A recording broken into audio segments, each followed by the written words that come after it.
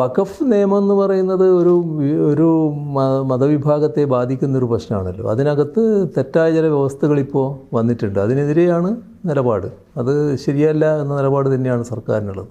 ഇപ്പോൾ ഈ പ്രതിപക്ഷ നേതാവ് പറയുന്നത് CM വിചാരിച്ചു കഴിഞ്ഞാൽ 5 മിനിറ്റിനുള്ളിൽ 10 മിനിറ്റിനുള്ളിൽ മുൻപം പ്രശ്നം പരിഹരിക്കാം. അല്ല, അതൊക്കെ ഒരു വെറും വാക്ക് മാത്രമാണ്. കാരണം മുനമ്പം പ്രശ്നമെന്ന് പറയുന്നത് സാധാരണഗതിയിൽ എങ്ങനെ പരിഹരിക്കണമെന്നത് കണ്ടെത്താനാണല്ലോ നമ്മൾ കമ്മീഷനെ വെച്ചിട്ടുള്ളത്. അതും പ്രഗത്ഭനായ CN രാമേന്ദ്രൻ നായരെ പോലുള്ള ഒരു ജസ്റ്റിസിനെയാണല്ലോ, റിട്ടയർഡ് ജസ്റ്റിസിനെയാണല്ലോ നമ്മൾ വെച്ചിട്ടുള്ളത്. അതിൻ്റെ നിർദ്ദേശങ്ങൾ വന്നതിന് ശേഷമാണ് നമ്മൾ നടപടികൾ ആരംഭിക്കേണ്ടത്. അത് ആ നടപടികൾ സ്വീകരിക്കുക എന്നുള്ളത് തന്നെയാണ്. നല്ല നിർദ്ദേശങ്ങൾ ചിലപ്പോൾ അദ്ദേഹത്തിന് സമർപ്പിക്കാൻ കഴിയട്ടെ എന്ന് നമുക്ക് എല്ലാവർക്കും പ്രതീക്ഷിക്കുക. അതിൻ്റെ ഭാഗമായിട്ടുള്ള നടപടികൾ സർക്കാർ തുടരുകയും ചെയ്യും.